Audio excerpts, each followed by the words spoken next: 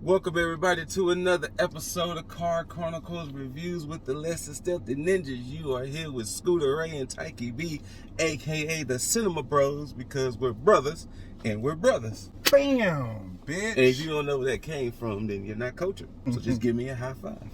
But yes, Chronicles Reviews for the uninitiated. That's where we talk about anything from movie, TV, games, conventions, pop-ups, anything.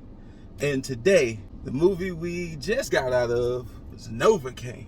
Novocaine. Starring Jack Quaid, Amber Mid-Thunder, Jacob Batalon, Betty Gabriel, and I don't want to say the other people's names because you hadn't seen them because they was in costumes if you seen the trailers. So I just leave it at that. But yes, and for those who don't know, Novocaine pretty much tells the story inside the trailers. It's a guy, Nathan Kane. He's born with a condition to where he can't feel pain. And from that, he's lived his life very sheltered. He mentioned in the movie that, he was pretty much locked up until what? Like a bubble boy. Like until what, like 25 or something? Yeah, like that? almost like a bubble boy. Pretty much just like that boy Jake Gyllenhaal. He was just bubble boy 2.0. And he's just been living his life that way. And he's been working at a bank. A girl he fell in some deep like with got kidnapped during a robbery, and he's like, okay, hey, deep like, and he's like, deep hey, like. I want my girl back. And like I said, if you've seen the trailers, you pretty much seen what the overall story is about, and you pretty much seen some of the hijinks dealing with a man who can't feel pain. And I will say this, I want to fight. Okay, I want to get into a brawl. I mean, there was some of that in the movie. I want to get into a brawl. That's the vibe. See, this is the things with these fighters here. These fighters, ex-fighters, current fighters, I feel like all y'all just some violent motherfuckers. We just like fighting. See, it's violent. It's no violence into it. We just like a good fight. But I will say this, going into this movie, I really set the bar in hell. Honestly, this movie was going to be just like... Honestly, I had no expectations. Like, I felt like most of it was given in the trailer, so I didn't go into this thinking like we're about to just be rocked off our socks. I didn't really lead room for any expectations, especially really. Too, because then you got Jack Quaid seemed like he was playing cool. Jack Quaid, and then like you said, seeing the trailer, it was like they showed a lot, and it was like, then what's left? Okay, the people. I'm gonna say this, fucking this movie actually was better than I thought. It was better than I thought. Even though the trailer does show a lot. The trailer shows a shit ton. It actually helps, but this was actually one of the ones that helped. It was a fun time. It was a fun time. I also think the movie that we was in, the atmosphere was right. Yeah. I think it wasn't that many of us, but then it seemed like the parts where we were supposed to laugh, everybody laughed. Like the parts that we were supposed to wince or whatever. It was a good overall cinema experience. Like it was a good time. My only negative I have with the movie, it did go on a little too long.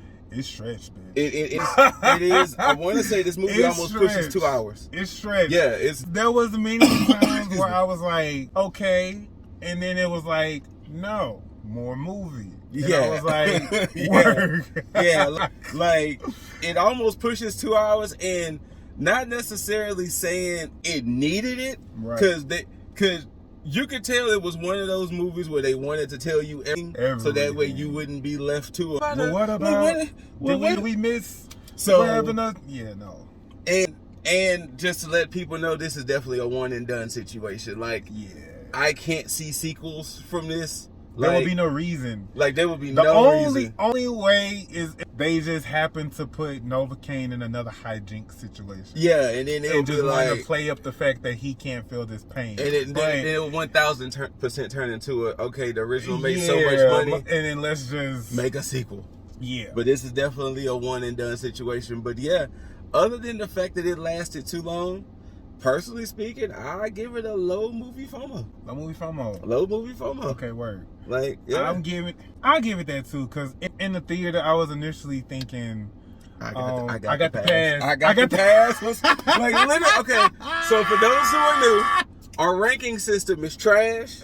I got the pass. Could have waited for streaming. Movie FOMO. This is cinema. Yeah, so in all low honesty, movie FOMO. I'm probably gonna say, because I could have waited for streaming. I could have, yeah. like in the But end, yes. I felt like seeing it in the theater kind of added a little extra oomph. You know what I mean? Did.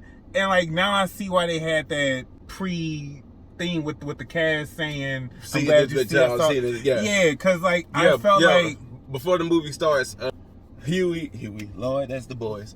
Jack, Amber, and Jacob was like, "Hey, thank y'all for coming out and seeing the movie made how it's supposed to be." And you can 1000% see why they said that, because it was like, okay, it makes sense for it to be shown in the theater, right? Because you get that fun.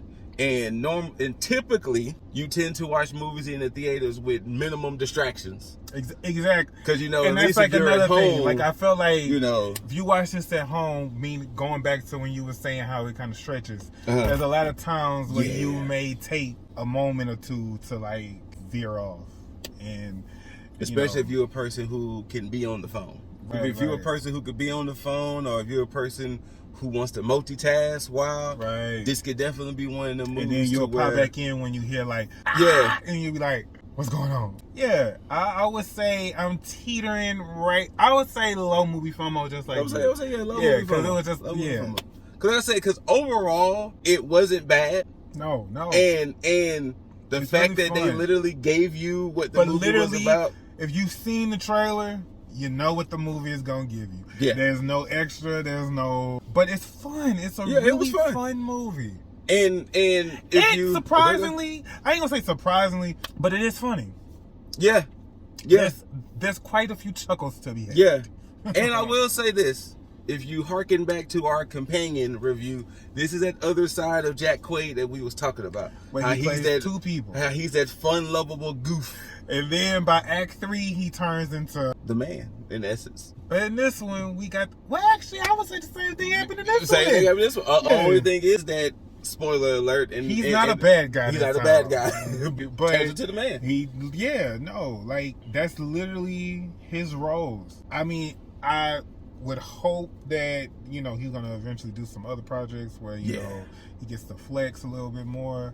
But as of right now, I mean, I can't probably gonna wait till The Boys is over with, baby. I cannot not say I don't enjoy him though. Yeah, I mean, because like I said, he plays both of those roles very well. Because even in The Boys, he's like a mixture of both. Yeah, like literally. Yeah, so except for that one season when he was taking V, and he was almost all dickish. I mean, just like in you're right. Just like Richie too. Just like exactly. And he has two switches. Yeah, he has two switches. He can either be that fun, lovable oaf, or he could be that one that you be like you're a fucking dick. You know who I actually enjoy seeing when he pops up? Jacob Batalon, the one who is played that the one in Spider-Man? Yeah. Yes. Like usually when I saw him in that I enjoyed him a lot. Taro. Yeah. Like I still need to see Taro. Yeah. Like he popped up in there and I was like, I almost watched that Ned the Vampire show because he's a star. But he's a star. And I remember the poster to Amber Mid-Thunder, for her Prey role, which one of the sleeper hit movies. Honestly, this may be a little like off of a tangent, but like no spoilers or not. But like fuck her, fuck that bitch. Well, and you'll see why. But it happened early. It did. So that way, because if it would have happened later, it did. It would have been like. It did. Word. It happened pretty early, so it would be like word. But before we start treading, let's go ahead and. But low movie FOMOs for the both of us. If you decide to wait for streaming, if you go out to the theaters and see it, either way, it's actually a pretty fun movie. Like if you are a person who's seen the trailers and had any interest, you know what you're going into. Do not expect this just masterpiece of a movie because this movie wasn't trying to be it at all. Like literally, good mindless fun. Basically, it's good mindless fun to take you away for just a good 2 hours, and then you get a chance to, why you in there, and because remember, heartbreak feels good in a place. But whether you loved it or hated it, don't forget to rate it. Thumbs up, thumbs down, preferably thumbs up. Kid, man. Like, share, comment, subscribe, hit that notification bell so you can be notified for more CCRs, Boss Reacts, Ninja Banters, and whatever else we post on the channel. Shouts out to Cosmic Boss for running your miss. Shout outs to any and everybody who has helped us with all CCRs in the past, because we are in those 2 hundos now. We are clearing the 2 hundos now. We gonna just keep going. Thank y'all for tuning in. And you know, if you have a condition where you don't feel pain, would you exploit it for money? Or would you just kind of, you know, try to live your life as normal as possible? That'll be the question I leave y'all with before we end this video. And until next time, y'all, we just trying to make the Ninja Village proud. Peace.